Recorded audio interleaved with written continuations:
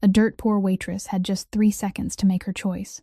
Turn away as if she had seen nothing, or save the life of the most dangerous man in Chicago. Rachel Brennan chose the latter, and that 3-second decision tore her life clean in two. That night, beneath the weak yellow glow of an underground parking garage, she strained to drag an unconscious man, heavy as a slab of stone, through the rainwater seeping down from the concrete ceiling. She did not know his name. She had only seen 2 men in tailored suits inject something into him that rolled those cold, sharp eyes back into his skull, before they dumped him there like a discarded corpse. She had no idea that the man she had just hidden on the rickety folding cot in her run-down apartment was Caleb Marsh, the one this entire city dared only whisper about as the boss, the one who needed only a flick of his hand to make the most powerful men vanish without a trace. She thought she had saved a life. She had no idea she had just walked straight into a war whose price could be everything she had left in this world. And when he woke the next morning, amid the smell of antiseptic and the soft cough of a child in the next room, the man offered no word of thanks. His eyes swept across the shabby room with the gaze of a beast just snapping awake. And then he asked a question in a low, hoarse voice, cold enough to turn Rachel's spine to stone, a question whose answer would bind her fate to his, forever. If this story kept you holding your breath until the very end, hit that like button and share it to spread it to more people. And don't forget to subscribe to our channel so you never miss the next dramatic, heart-stirring story. That question hung suspended in the cold air of the room, heavy and sharp as a blade pressed close against the throat. Rachel stood frozen on the threshold, both hands still holding the damp towel she had been about to bring in to wipe the stranger's forehead. She opened her mouth to answer, but her throat had gone so dry that no words would come out. The man on the folding cot slowly braced his hands and sat up, every movement slow and weighted, as though his body were still fighting against the drug left behind in his blood. But his eyes were completely awake. His cold gray pupils swept once across the room, taking in every detail, every exit, every cheap object arranged around it, before finally stopping on her pale face. He repeated the question, and this time each word fell slowly and clearly, his voice low and rough, yet carrying the authority of a man who had never had to ask a third time. Did she know who she had just dragged back to this rat hole? Rachel swallowed hard. She answered that she didn't know. She had only seen that someone was trying to hurt him, and she couldn't just leave him there. The corner of his mouth lifted for an instant. It wasn't a smile, but something colder than ice. He said his name was Caleb Marsh, and if she knew anything at all about this city, she should have turned away. That name struck Rachel's ears like a clap of thunder. She had heard it before, who lived in Chicago and hadn't caught that name in the stories people whispered behind closed doors. A name tied to rumors of abandoned warehouses and men who simply vanished from the earth one morning. The blood in her body seemed to freeze. Her knees went weak, and she had to grip the doorframe to keep from collapsing. The man she thought she had saved turned out to be someone even the police didn't dare say aloud. Caleb watched every change on her face, from confusion to horror, and he gave a faint nod, as if he had seen that reaction hundreds of times before. He said now she understood, and that understanding had just made her a problem. Rachel trembled as she asked what he was going to do to her voice breaking on the final word. Caleb didn't answer at once. He lifted a hand to touch the back of his neck where the needle had left its mark, his brow tightening as a wave of dizziness swept over him. But even in that moment of weakness, he didn't reveal a trace of fear. He was simply calculating. He asked whether she had clearly seen the faces of the 2 men who had left him in the basement, whether she had heard anything they said. Rachel shook her head, then nodded, then stammered out that she had only caught part of a name, that someone named Vane would be very pleased. The instant that name slipped from her mouth, Caleb's whole body went rigid. The hand resting on his knee clenched so hard that his knuckles turned white. A terrifying silence fell over the room, broken only by the faint sound of coughing from the next room and the rain tapping against the cracked window. Rachel sensed that she had just spoken something even more dangerous than the fact that she had saved him. Caleb lifted his eyes to her, and his gaze had changed. It was no longer the assessing stare of a predator watching prey, but something so coldly calculating that it chilled her to the bone. He ordered her to shut the door, pull the curtains, and not call anyone under any circumstances. Though his voice was hoarse and broken by the drug, it still rang with undeniable force, the force of a man others had spent their lives obeying. Rachel followed his orders like a machine, her hands trembling as she drew the faded curtain. When she turned back, Caleb had leaned his head against the wall and closed his eyes, but through his clenched teeth he said one sentence that made her heart tighten. He told her that from the moment she pulled him out of that basement, her life no longer belonged only to her, and if she wanted herself and the child in the other room to survive this week, she would have to obey every word he said. That threat was still echoing inside Rachel's head when she quietly retreated into the next room, where the soft coughing continued to rise at steady intervals. And there, curled beneath a thin blanket worn threadbare at the edges, lay every reason she had never once allowed herself to fall apart.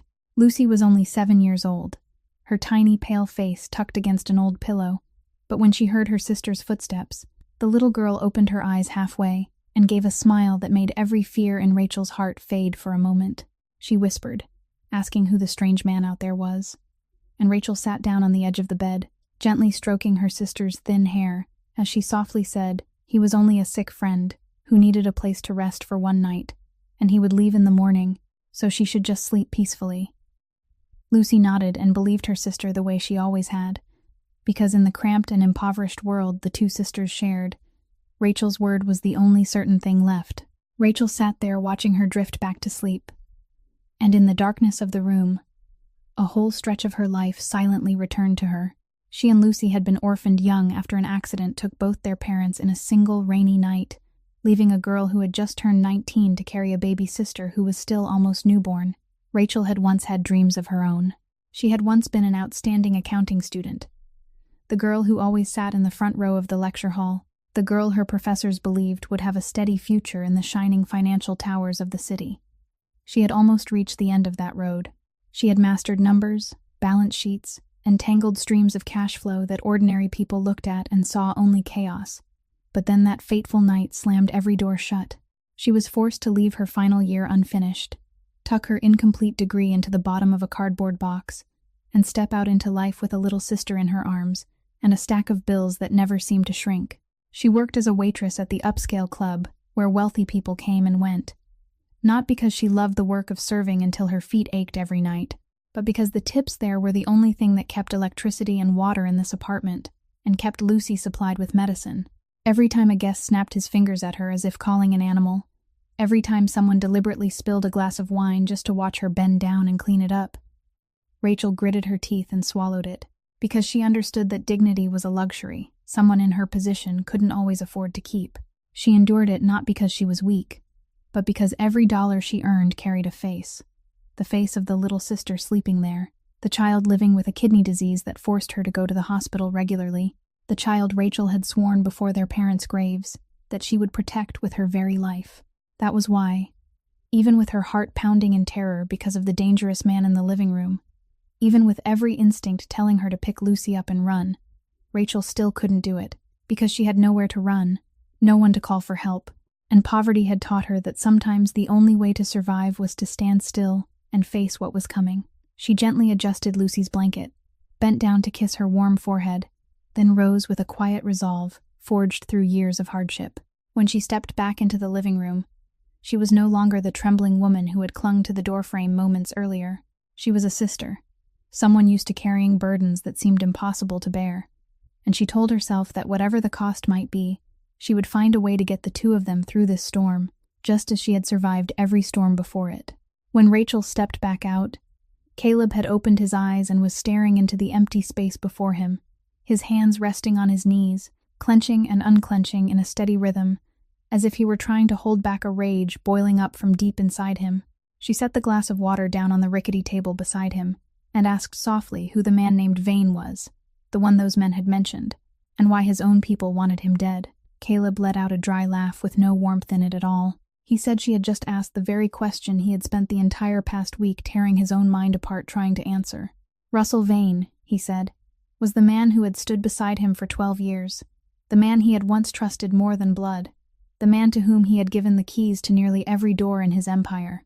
His voice sank lower, each word seeming to pass through clenched teeth, as he told her that over the past 3 weeks, one by one, the most loyal men around him had disappeared. One had been sent far away for a reason that sounded perfectly reasonable.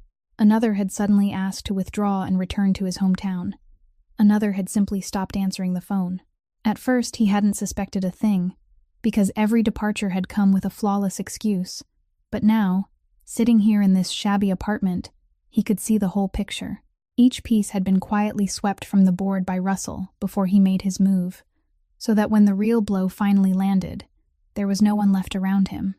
Rachel listened with a chill crawling down her spine. She asked why none of them had warned him, and Caleb looked at her with eyes that were both exhausted and sharp as ice. He said that was exactly the cruelty of Russell's move. He didn't kill those people loudly. He simply isolated them one by one, buying some with money, threatening others through their families, making sure no one dared breathe a word, while each of them believed he was the only one being targeted. By the time Caleb realized the truth, he was standing in the middle of a desert, a king with no army left. He said the dinner party the night before was supposed to be where he met a few important partners, but in truth, it had been a trap laid in advance. The glass of wine in his hand had already been drugged, and the men he thought were there to protect him had actually been taking orders from Russell for a long time. What enraged him most wasn't being brought down, but the fact that he hadn't seen it coming, that for 12 years he had been feeding a snake right in the palm of his hand and had mistaken it for a brother. Caleb stopped, his chest rising and falling because the drug still hadn't fully left him, making every breath heavy. But his eyes burned with a fire that Rachel didn't dare look away from. He went on, saying that now he couldn't trust anyone. He couldn't call his lawyer, because that man might already belong to Russell. He couldn't go to any of his usual safe places, because every one of them might already be watched. He couldn't even step out through this door without fearing that a bullet was waiting for him. Rachel understood a truth that chilled her to the bone, that the only reason he was still sitting here, the only reason he had been forced to rely on a strange woman in a slum, was because she was the one person in this world with no connection to his life, someone no one could expect, someone no one could trace. Caleb lifted his head and looked at her, and for the first time, something almost like acknowledgement flashed through that cold voice of his. He said that, ironically, his enemies were as countless as ants, while the only ally he had left was one poor waitress who knew nothing, and he wasn't sure whether he should laugh at that or curse fate for it. Because she was the only person he could rely on, Caleb was forced to do the one thing he had never done in his life: place his fate in the hands of a stranger. He looked straight into Rachel's eyes and said he needed her help, not as a plea, but as a declaration, because in his world, people didn't beg, they bargained. He explained that within the next few days, there would be a meeting of the leaders of the underworld forces in the region, a council whose voices decided who got to sit on the throne and who had to be laid down. Russell was building a story that Caleb had lost his mind, that he had collapsed, that he was no longer capable of holding the reins, and if he didn't appear before that council with evidence exposing Russell's true face, then everything he had built would fall into the traitor's hands, and he himself would become a name wiped from the city's memory. He said he needed someone who could move around in daylight without drawing attention, someone intelligent enough to follow the numbers, and Rachel suddenly realized he had been silently assessing her more closely than she had thought. He had noticed the way she arranged things, the expense notebooks crowded with writing on the table, and the way she had immediately sensed that something was wrong. She asked why he thought she would agree to step into something that could get her killed, and Caleb fell silent for a long while. Then he said something that surprised her. He said he didn't think she would do it for him. He thought she would do it for the child in that room, because he had understood from the look in her eyes that she was the kind of person willing to do anything to protect her own blood, and that was something he could trust more than any oath of loyalty. Those words touched a hidden place deep inside Rachel, and perhaps that was what made her suddenly ask what had turned him into someone so cold. At first, Caleb had no intention of answering, but perhaps because his body was exhausted, because the night was so still, or because for the first time in many years, he was sitting across from someone who wanted nothing from him. He quietly said that he hadn't been born into silk and privilege the way people rumored. He had grown up in a poor labor neighborhood on the south side of the city, where winter slipped through every crack in the walls, and hunger was a familiar companion. He had once washed dishes for hire, had once slept on other people's porches, and he had built everything with his own hands from nothing through years he never spoke of to anyone. But what made his voice sink lower, what made his hand tighten again, was when he mentioned another name, his younger brother, Daniel, the only brother he had left in the world, the one he had sworn to protect. He said that many years ago, someone he had once trusted had betrayed him, had sold Daniel's location to the enemy in exchange for a little profit, and his brother had died in a trap Caleb should have seen coming. Since that day, he said, he had buried his heart deep underground. He had learned not to trust anyone, not to love anyone, Because every time he opened his heart, someone had to pay for it with their life. Rachel went still. She looked at the man before her, and for the first time, she no longer saw a terrifying boss. She saw a human being who had lost so much that he no longer dared keep anything at all. And in that moment, a strange sympathy rose between two people from two worlds that seemed never meant to cross. Two people who both understood what it meant to carry someone on their shoulders whom they had to protect at any cost. The silence of shared understanding between them was broken by the tiny shuffle of footsteps across the wooden floor, and when they both looked up, Lucy was standing in the doorway, clutching a small plate with half a butter cookie on it, the one Rachel had saved for her from the night before. The little girl rubbed her eyes and looked at the strange man in the cot, not with the fear adults always had for him, but with the clear curiosity only children possess. Then she toddled forward, held out the plate, and said in her still clumsy little voice that if he was sick, he had to eat so he could get better quickly, because her mommy always said so. Oh no, her sister always said so. Caleb went still.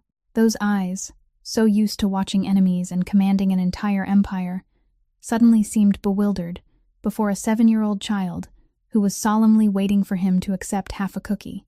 He looked down at the tiny hand trembling as it tried hard to keep the plate balanced, looked at the pale little face lit with the joy of giving, and something inside his chest, something he had buried for years beneath a thick sheet of ice, cracked faintly. Rachel started to step forward to stop her, afraid her sister was bothering him, but she froze when she saw Caleb slowly reach out. The hand that had made even the hardest men tremble now gently took the half cookie from the child's hand, as though lifting something precious and fragile. He quietly thanked her, his voice hoarse and somewhat awkward, a word of gratitude he perhaps hadn't spoken sincerely to anyone in a very long time.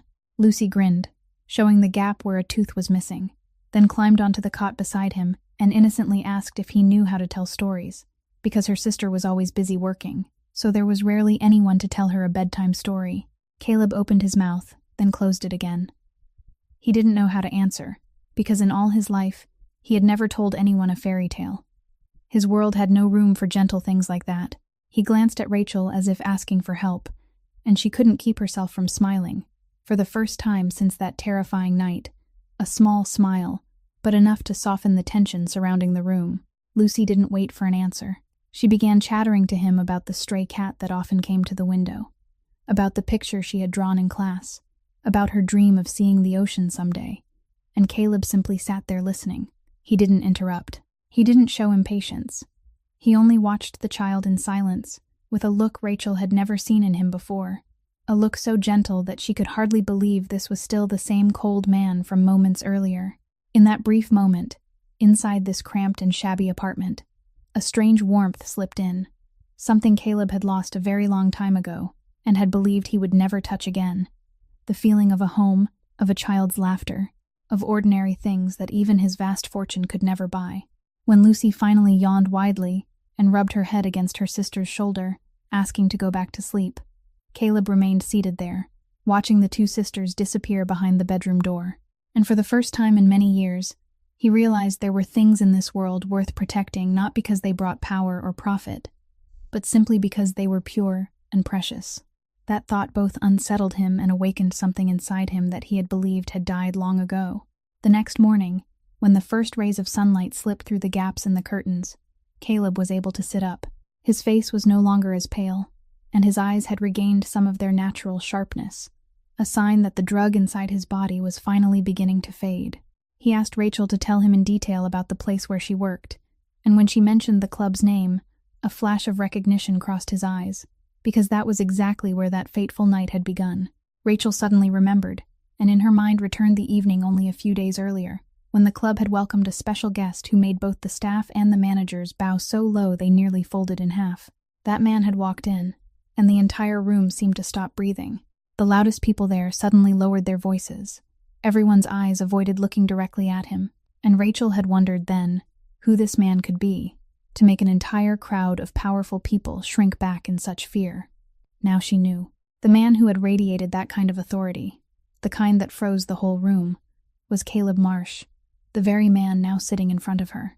But what made her shudder even more was that on that same night, right before everything happened, she had crossed paths with another guest, a gray-haired man dressed in expensive clothes and surrounded by an entourage, the man who had deliberately spilled a glass of wine on her, then loudly humiliated her in front of everyone, calling her a piece of trash unworthy of his glance, threatening to make her lose her job just because she had been a little slow, bringing a towel to clean it up. She had gritted her teeth and lowered her head to apologize, though the fault hadn't been hers, and she had swallowed that humiliation the way she had swallowed so many others before. As Rachel told him what had happened, Caleb's expression changed faintly. He pressed her with questions about the man's appearance, the way he walked, the people surrounding him, and the more he listened, the darker Caleb's eyes became, like the surface of a lake before a storm.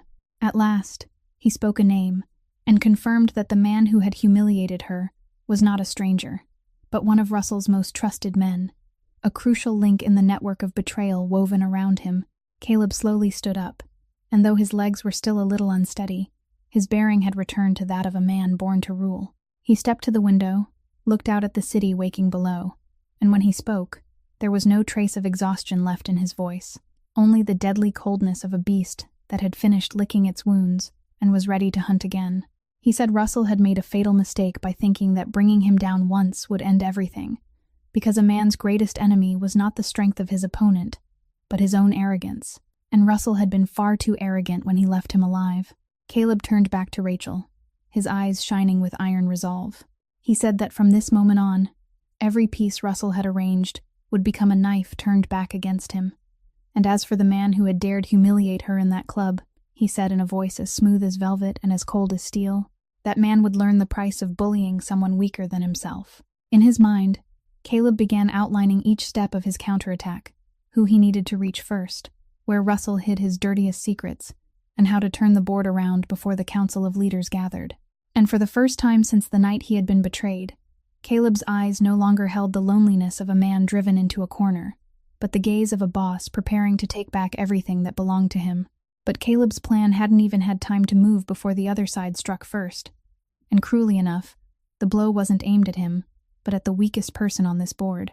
That afternoon, when Rachel went to the club for her shift as usual, she had barely stepped through the back door when the manager stopped her, his face evasive, not daring to look directly into her eyes. He stammered that she had been let go, effective immediately, and when Rachel stood stunned and asked why, asked what she had done wrong after all those years of dedication, he only lowered his head and muttered that the order had come from above, that he had no power to decide, and that he was truly sorry. Rachel felt as if the ground had dropped away beneath her feet. She forced herself to ask who had given the order, but the manager only shoved the last of her wages into her hand and hurried away, as though standing beside her for even one more minute was dangerous. When she stepped out onto the cold street, a luxury car glided up and stopped close to the curb.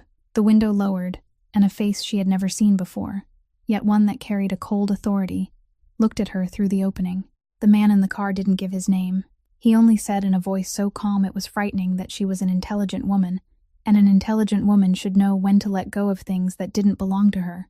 He said she had accidentally brought home a very dangerous object, and people like her, defenseless people with a sick little sister to care for, shouldn't get involved in the games of powerful men. His words were gentle on the surface, but every syllable pierced Rachel's deepest fear like a needle, because he mentioned Lucy. He knew about Lucy, and that meant they had been watching her, that they knew exactly where her fatal weakness lay. Before the window slid back up, he left her with one final warning, that losing this job was only the beginning, and that she still had a chance to let everything stop here if she knew what was good for her. Then the car rolled away and disappeared into the flow of people, leaving Rachel rooted to the sidewalk, her heart pounding violently and her hands ice cold. She staggered home, and all along the way, numbers kept rising in her mind like a haunting. This month's rent still hadn't been paid. The electric bill was already overdue, and more important than anything else was Lucy's upcoming treatment, which, without that job, Rachel had no idea how she would manage. For so many years, she had saved every dollar, gone without food and decent clothes, swallowed every humiliation into her heart, just to hold on to that serving job as if it were her only lifeline. Yet now, in a single afternoon, that lifeline had been brutally torn from her hands, not because she had done anything wrong, but because she had dared to do something kind. When she reached the apartment, Rachel stood silently outside the door for a long while. She hurriedly wiped away the tears that were about to spill so Lucy wouldn't see them, drew in a deep breath, and forced a calm smile onto her face before stepping inside. because she knew that even if the whole world collapsed, she wasn't allowed to let her despair carve itself onto her little sister's face. But when the door closed behind her, and she leaned back against the wall, Rachel felt the weight on her shoulders become more terrible than it had ever been, as though the entire sky were pressing down on the thin shoulders of a woman who was only 26 years old, yet had already been forced to carry the burden of an entire lifetime. Misfortune never came alone, and only a few days after losing her job, early one morning, Rachel realized Lucy was more tired than usual. The little girl was no longer chattering the way she always did, but only lying there motionless, her small face so pale it made Rachel's heart tighten. She hurriedly took her sister to the hospital, and after hours of waiting that felt endless in the stark white hallway, the doctor stepped out with a grave expression and said Lucy's condition had worsened, that the child needed surgery as soon as possible before everything slipped beyond control, and that this was her best chance to have a normal life again. It should have been a ray of hope. But when the doctor mentioned the cost of the surgery and the treatment that would come with it, Rachel felt as if the whole world were spinning, because that number was so large it lay beyond even her most extravagant dreams, a number she wouldn't have dared imagine even if she had worked as a waitress for 10 years, let alone now, when she didn't even have a job. She sank down onto the cold plastic chair in the hallway, covered her face with both hands, and for the first time after so many years of forcing herself to be her sister's support, she felt completely helpless, like someone floundering in a violent current, while everything she could cling to slipped from her hands one by one. She thought about borrowing money, but who did she have to borrow from? She thought about selling the few poor belongings in their apartment. But even if she gathered everything together, it wouldn't make the smallest dent. And the more she thought, the more she felt herself being driven into a corner with no way out, where the love she had for her little sister had become a rope tightening around her throat. It was at that most desperate moment, when she stepped out through the hospital gate with reddened eyes, that a familiar car appeared again. And this time the gray-haired man wasn't sitting inside. He stepped out himself, wearing a courteous smile that Rachel immediately recognized as the most dangerous thing in the world. He introduced himself as Russell Vane, the name she had heard Caleb mention with all the fury in his heart, and he said he was very sorry to hear about the little girl's illness, that such a pitiful child really shouldn't have to suffer. Then he paused to let those words sink into her heart. He said he was the one person who could solve all her financial troubles with a single nod, that Lucy's surgery, the piled-up bills, and a peaceful future for both sisters, all the things she longed for until it burned inside her, he could give them to her immediately. Rachel stood frozen, as he placed before her the very thing she needed most in the world. And then she understood that this wasn't kindness, but a trap calculated down to every last detail, because he went on to say that in exchange, she only needed to do one very small thing: tell him where Caleb Marsh was hiding, what he was planning, and anything she heard from his mouth. He spoke in a voice as sweet as poured honey, saying she didn't owe that man anything, that he was only a stranger who had taken advantage of her kindness and dragged her into this swamp, while Lucy was her own flesh and blood, the person she had a duty to put above all else. He left behind a business card and a message that she had 2 days to think it over, and that sometimes in life, to save the one you loved, a person was forced to sacrifice one principle or another. Then he got back into the car and left, leaving Rachel standing on the thinnest line of her life, with her sister's life on one side and her own conscience on the other. For the next 2 days, Rachel lived inside a terrible struggle unlike anything she had ever known, Russell's business card lying in her pocket like a burning coal she couldn't bring herself to throw away. At night, she sat beside Lucy's bed and watched her sister sleep, listening to the little girl's weak breathing, while reason screamed inside her that all it would take was one phone call. All she had to do was reveal where Caleb was hiding, and her sister would be saved. She wouldn't have to watch the child fight her illness and hopelessness anymore. He was right, she told herself through tears. Caleb was only a stranger. He had dragged himself into danger. It wasn't her duty to protect him. Lucy was everything she had in this world. But every time that thought rose up, another image returned. The image of that cold man, gently accepting half a cookie from Lucy's hand, his eyes softening as he listened to the little girl talk about her dream of seeing the ocean. She remembered the story of the younger brother he had lost because of a betrayal. She remembered the look in his eyes when he said he trusted her because she was the kind of person willing to do anything to protect her own blood. And then Rachel suddenly understood something essential. If she sold him out to save her sister, she might save Lucy's body. but she would kill the very human part of herself that she had taught Lucy to cherish. She would become exactly the thing she had despised all her life, someone who betrayed trust in exchange for gain, and she would never again be able to look her sister in the eyes and teach her about honesty. Poverty could take her job from her, take her money, take almost everything she had. But there was one thing she told herself she would never let it steal, and that was her own dignity. By the time Caleb returned, after a day of gathering information, he immediately realized something was wrong with Rachel, and with the sharpness of a man who had spent his whole life among plots and schemes, he pressed her until she broke down crying and told him everything. From Lucy needing surgery, to the meeting with Russell, to the offer he had made, and the 2 days of torment she had just endured. Caleb listened in silence, his face showing no emotion at all. And in that moment, Rachel felt half afraid and half relieved, because she had chosen to tell the truth, instead of secretly betraying him. She looked straight into his eyes and said she had refused, that no matter how important her sister was to her, she couldn't trade that away by stabbing a man who had trusted her in the back, and that she was sorry she couldn't give him an easier solution. A long silence settled over them. Then Caleb did something that stunned her. He stepped toward her and said in a low, hoarse voice that throughout 12 years, he had watched people sell each other out for a small amount of money, had seen how quickly loyalty vanished before temptation, and yet she, a woman who owed him nothing, standing before the chance to save her sister, had still chosen to keep her word. He said that was the most precious thing anyone had ever given him, and for the first time after all those years of burying his heart, he truly believed in another human being. Then he took out his phone, made a brief call, and turned to tell Rachel that she didn't need to worry about Lucy's surgery anymore. He would take care of every cost, not as a trade, not to bind her to him, but simply because it was the right thing to do, and because a child that pure deserved the chance to see the ocean. The trust that had just been formed between them quickly turned into action, because Caleb knew that to bring Russell down, empty words meant nothing.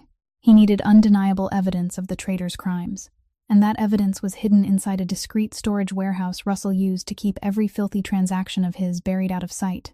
That night, after leaving Lucy in the care of a kind neighbor, Rachel followed Caleb to a warehouse district on the edge of the city, where long rows of containers sat silent beneath the pale moonlight. Caleb disabled the outer layer of security with the practiced movements of a man who knew exactly how the underworld operated, and when the heavy metal door slid open, an entire room packed with files, computers, and crates of documents appeared before them. Caleb could break in. He could handle every obstacle in his path, but when he faced the tangled sea of figures on the screen, even he had to shake his head and admit this was not his territory, and that was when Rachel stepped forward. She sat down in front of the computer, and in that moment, the woman who had once timidly lowered her head in the bar seemed to become someone entirely different. Her eyes sharpened, and her fingers moved across the keyboard with the confidence of a person returning to something she had once mastered. The numbers that looked to Caleb like a meaningless mess began to tell Rachel an entire story. She followed each stream of money like tracks in the snow, and before long, she began to notice the irregularities. She showed Caleb expenses cleverly disguised under the cover of fake consulting contracts, shell companies created only to move money around before vanishing, and she explained in a firm voice that this was exactly how people laundered money they couldn't explain. The deeper she dug, the clearer the picture became. Rachel discovered a chain of regular transfers to names Caleb immediately recognized as officials, several police officers, and even a judge, undeniable proof that Russell had bought an entire network to protect his dirty dealings.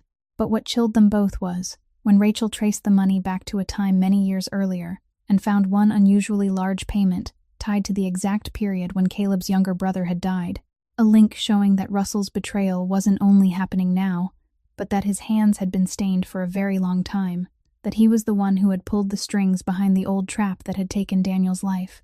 When Rachel looked up and told Caleb what she had found, she saw his face turn deathly pale, then harden. His hand clenched so tightly it trembled, and she understood that she had just placed in his hands not only a weapon to reclaim his empire, but also the answer to the pain that had haunted him for years. Rachel quickly copied all the data onto a small device, her hands working urgently while her mind remained coldly clear. She carefully erased the traces of their access, so Russell wouldn't know his data vault had been breached. Each step showed that she was not some passive outsider caught in the storm, but a crucial link, the mind that had turned chaos into a complete indictment.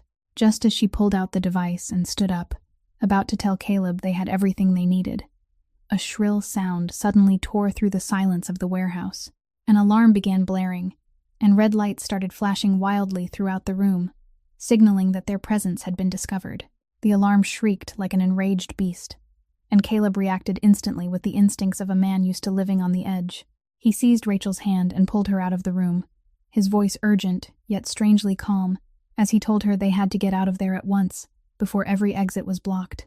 The two of them ran down the pitch-dark corridor between the rows of containers, their footsteps blending with the piercing wail of the alarm. And only a few seconds later, from behind them came the sound of other heavy footsteps and shouted orders. The men Russell had stationed to guard the place had discovered them and begun the chase. Rachel ran with everything she had, her heart pounding as if it might burst from her chest, but she forced herself to stay close to Caleb, who kept a firm hold on her hand and kept changing direction through the tangled passages, like a maze he seemed to have memorized beforehand. Just as they turned around a hidden corner, two powerfully built men suddenly blocked the way in front of them, and without a moment to hesitate, Caleb pushed Rachel behind his back to shield her, then charged straight at them. Though his body still hadn't fully recovered from the drug, Caleb moved with the decisiveness and deadly precision of a man who had survived countless fights. Every strike was clean, swift, and exact. He disabled the first man in only a few beats, then turned and overpowered the second, bringing them both down with cold efficiency and not a single wasted movement. Rachel pressed herself against the wall, clutching the device that held the precious data tightly to her chest, as if she were holding on to life itself.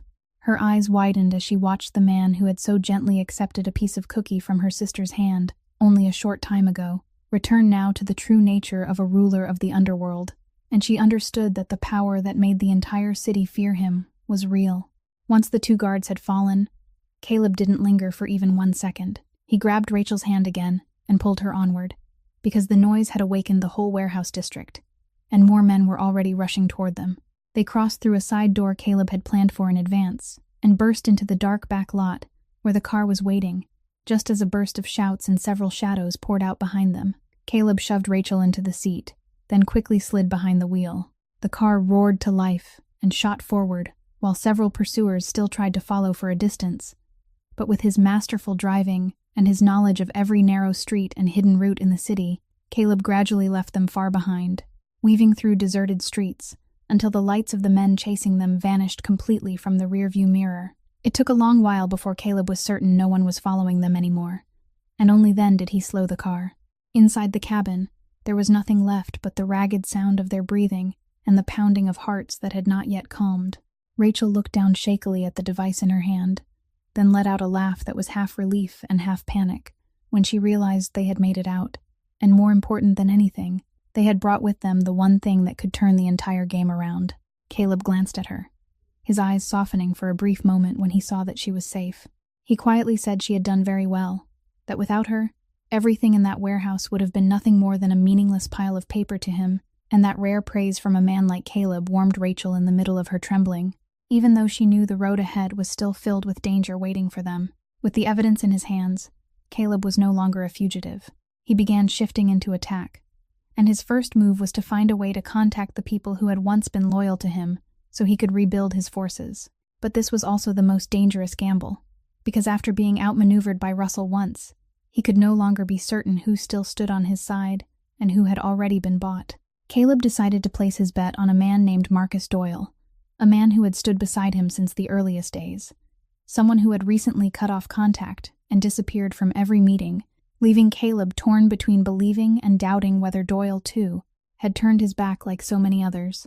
He arranged to meet Doyle at a discreet location, and when Rachel anxiously asked what would happen if it was a trap, Caleb only answered in a calm, low voice that sometimes, to win everything back, a man had to gamble once, and he needed to know the truth, whatever it was. The meeting unfolded under unbearable tension. Caleb walked in with every sense stretched tight as a wire, ready for the worst. But what happened left both him and Rachel stunned. It turned out Doyle hadn't betrayed him at all.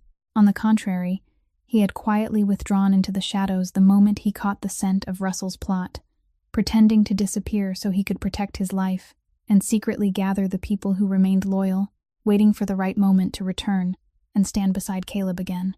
Doyle said he had tried to find a way to warn Caleb, but every line of communication had already been controlled by Russell. So he had been forced to stay silent and act in secret, and he had never stopped believing that Caleb was alive and would come back.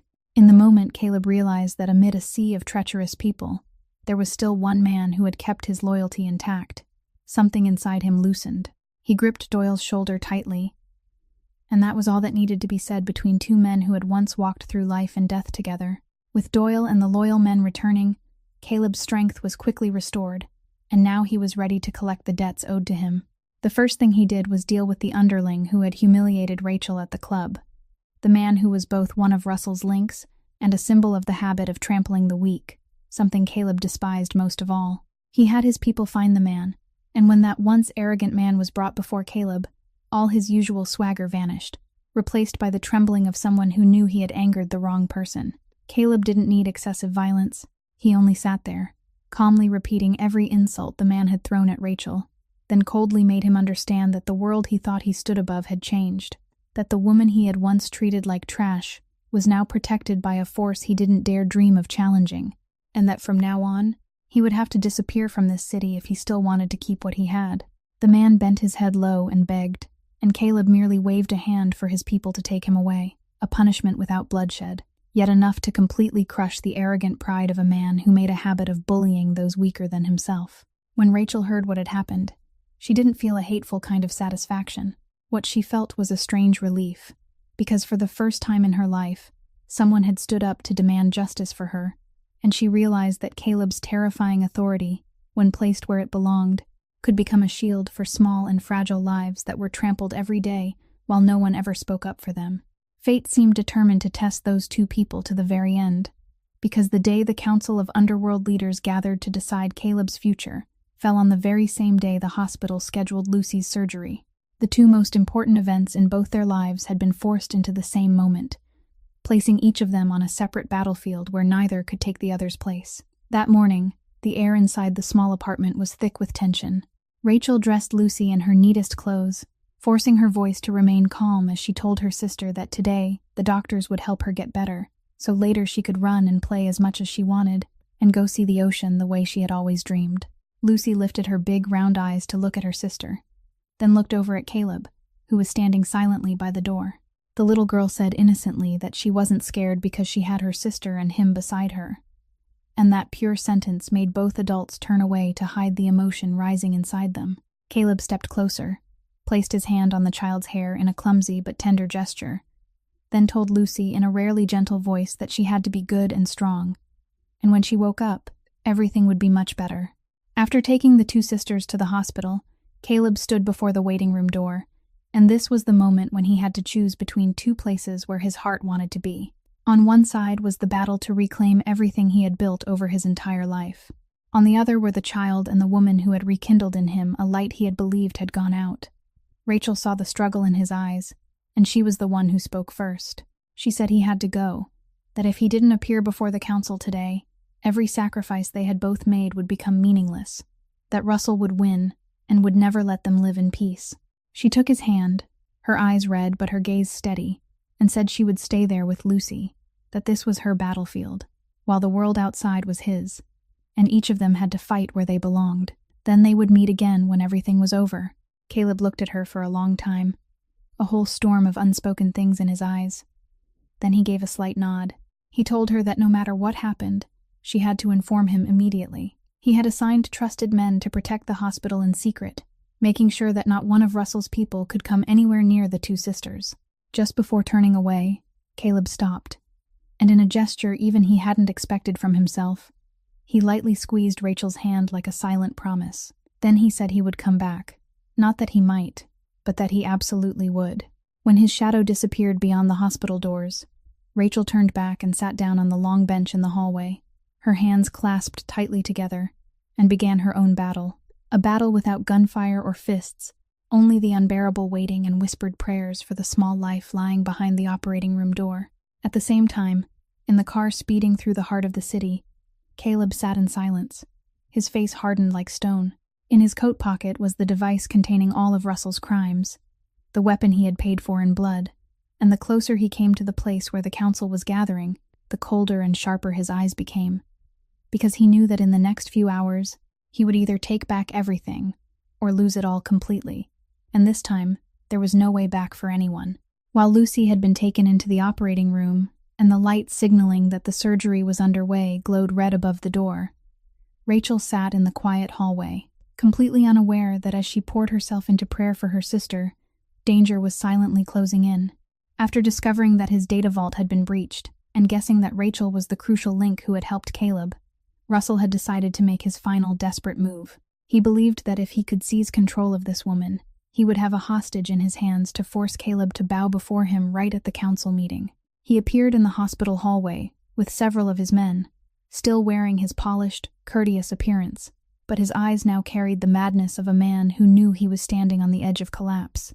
Russell walked over and sat down beside Rachel, speaking in a soft voice filled with threat, saying that she was truly an interesting woman, that she had refused his generous offer, only to help his enemy dig up things that should have stayed buried forever.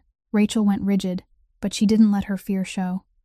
She only answered coldly that she wasn't afraid of him, that she had done what she believed was right, and that she didn't regret it. Russell gave a low laugh. He said her courage was admirable, but also very stupid, then leaned closer and lowered his voice, telling her that now she would have to come with him obediently, because if she made a scene in such a public place, it would only make everything more complicated. Then he hinted that he knew exactly where her little sister was inside this building. Those words made the blood in Rachel's body seem to freeze, but at that very moment, she suddenly remembered Caleb telling her that he had assigned people to protect this place in secret, and sure enough, just as one of Russell's men was about to move closer, two unfamiliar men came quietly from the far end of the hallway and stood between Rachel and Russell's group, making Russell stop short and realize that Caleb had anticipated this move. A tense standoff unfolded in silence, right there in the hospital hallway. No one dared make a reckless move because this was a public place, and Russell, furious as he was, understood that he couldn't act openly. He gritted his teeth, looked at Rachel, and said that this wasn't over, that even if she was protected today, it wouldn't change the outcome out there. But what Russell didn't expect was that Caleb, on his way to the council, had immediately ordered the car to turn around as soon as he received word that Russell had appeared at the hospital, gambling his entire future to rush back and protect Rachel. Because to him now, the life of the woman who had given him her trust and the child who had warmed his heart mattered more than any throne.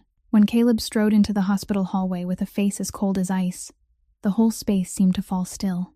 Russell spun around, and for the first time, a flash of panic appeared in his eyes, because he couldn't believe Caleb would dare abandon the fateful meeting to come back here. The two sworn enemies stood facing each other, and Caleb spoke in a deep, cold voice, saying that if Russell dared touch even one hair on Rachel's head or the child's, there would be no place on this earth far enough for him to hide. Russell tried to salvage what was left of his composure. He gave a faint laugh and said Caleb had made a fatal mistake by missing the meeting, that now the council would hand everything over to him. But Caleb only answered calmly with one sentence that made Russell's face turn pale, asking who had told him he would miss it, and saying that sometimes, to set a perfect trap, a man had to make the prey believe it had already won. As it turned out, Caleb's entire move had been calculated down to the smallest detail, because while Russell poured his strength into arranging the attempted seizure at the hospital and felt certain Caleb would be absent, Caleb's men and Doyle had quietly brought the evidence to the place where the council was gathering and delayed the session until the exact right moment. Once Caleb was certain Rachel and Lucy were safe under the protection of his own people, he ordered Doyle to secure Russell, then immediately drove straight to the hall where the underworld leaders were waiting, with Doyle's men dragging along a captive Russell, who had gone rigid with shock as he realized he had fallen into the very trap he had thought he was setting. The hall was a vast room where the most powerful men in the region's underworld sat around a long table, and when the heavy doors flew open, every pair of eyes turned toward Caleb as he strode in with the presence of a king returning to reclaim his throne, with no trace left of the man who had once been abandoned in a parking basement. Russell, escorted behind him, tried to salvage the situation by loudly accusing Caleb of having lost his mind, of no longer being clear-headed enough to lead, of being unfit to hold power, and claiming that he himself was the one who deserved to take over. A few council members who had already been influenced by Russell began to murmur, but Caleb wasn't shaken. He stepped into the center of the room, placed the device containing the data on the table, and began projecting everything Rachel had decoded. Every stream of dirty money, every bribe, every name of a bought official and police officer appearing one after another before the entire council. His voice rang out, cold and powerful, as he exposed that the true traitor was none other than Russell Vane, the man who had quietly purged loyal people, the man who had drugged him and brought him down to steal power. And most important of all, he pointed to the old payment Rachel had uncovered and said each word with weight, declaring that Russell was the one behind his younger brother's death all those years ago. The whole hall was shaken. The murmurs from moments earlier turned into outrage, because in their world, no matter how ruthless they were, betrayal from within and stabbing a brother in the back remained sins that couldn't be forgiven. Russell felt the board had turned completely against him. In panic, he shouted that all of it was fake, that Caleb had staged everything to frame him, and in desperation, he recklessly lunged for the device on the table, trying to destroy the evidence. But Caleb had already anticipated that desperate move.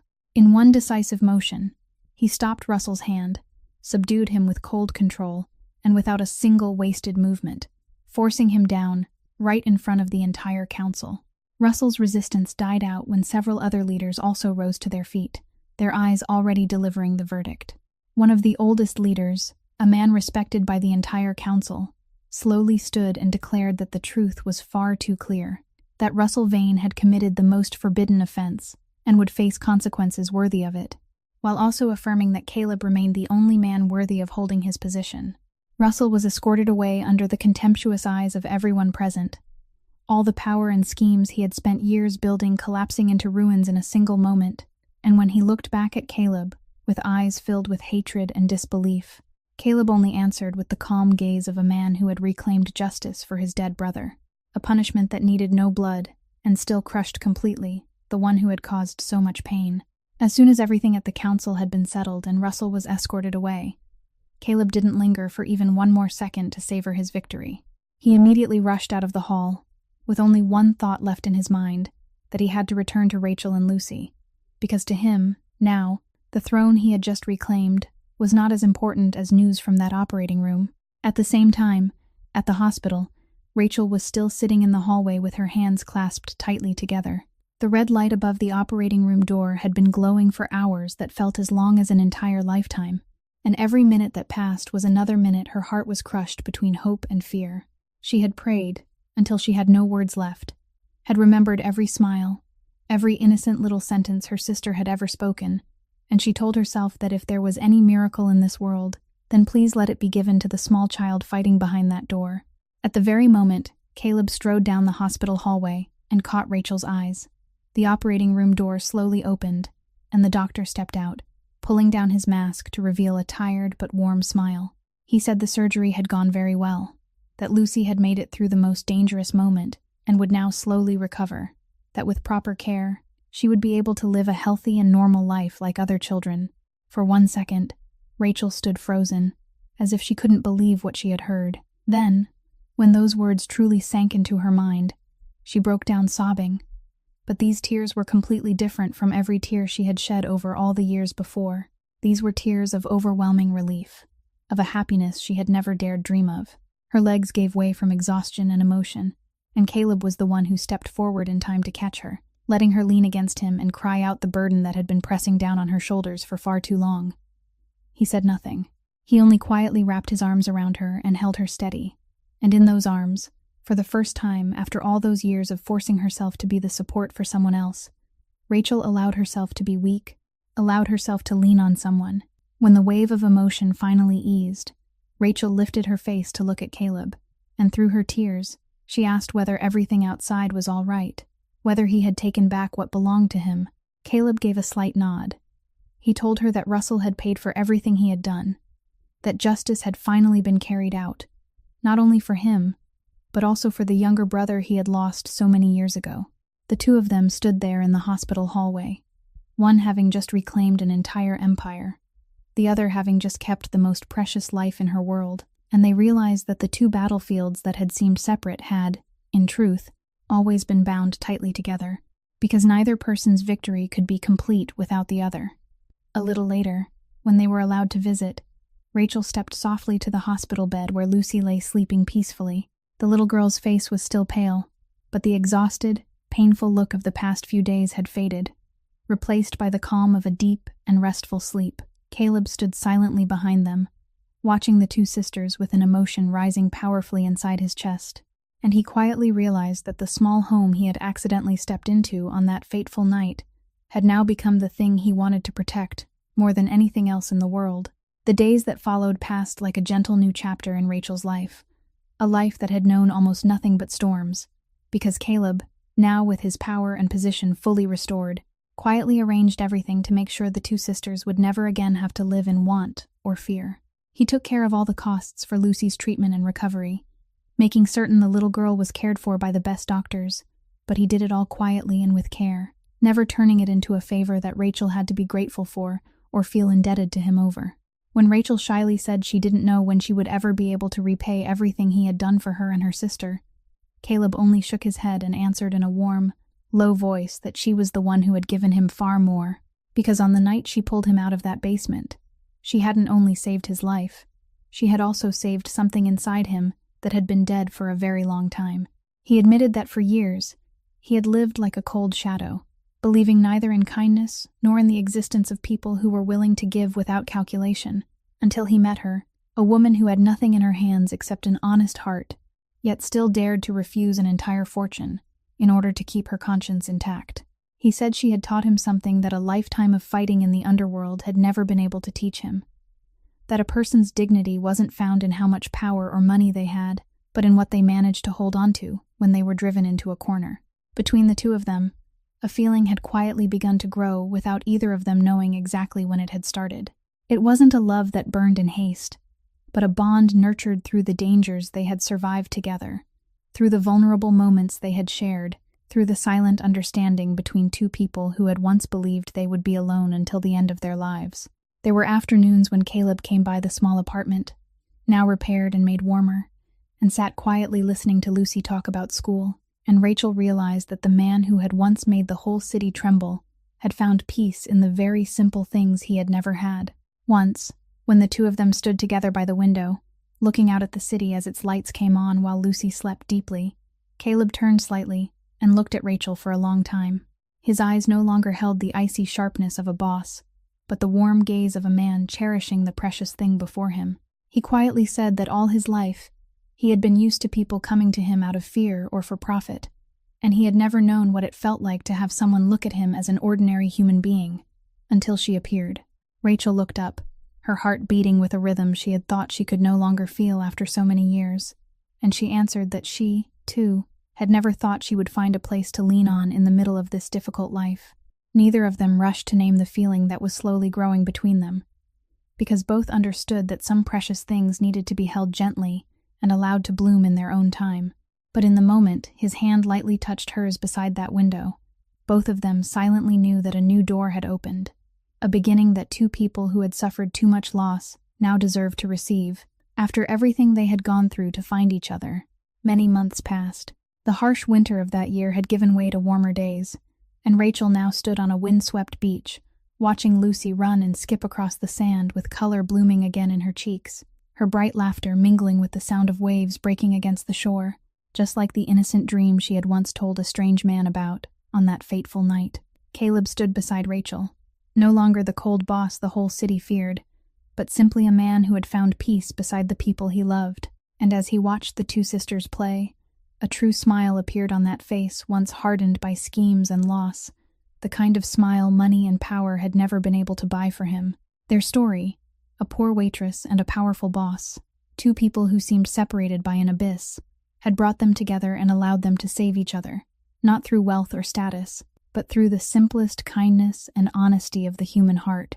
And that is also the message this story wants to leave behind, that a person's dignity is never measured by the money in their pocket or the position they hold in society, but by the choices they dare to make when they are driven into a corner, by whether they can still hold on to kindness and honesty when everything pushes them to surrender. Rachel could have sold out her conscience in exchange for an easy escape, but she chose to keep her dignity, and that choice not only did not cost her everything, it also brought her a new life, a home, and a love she had never dared dream of. Life will sometimes test us with the cruelest circumstances, But always remember that kindness given from the heart is never meaningless, and even the smallest act of goodness can light a flame that changes an entire life, both for the person who receives it and for the person who gives it. If this story has touched your heart and left you with something to reflect on, please press the like button and share this video with more people, and subscribe to our channel so that every day you can listen to more meaningful stories that stir the soul. We would truly love to know how you feel about the story you have just heard, so please don't hesitate to leave a comment sharing the deepest emotions in your heart, because every word you share is a precious source of encouragement for us. Thank you for listening until the very last moment. May you and your loved ones always have abundant health, live in peace, and be filled with joy in every passing day. Goodbye for now, and we'll see you again in the next stories.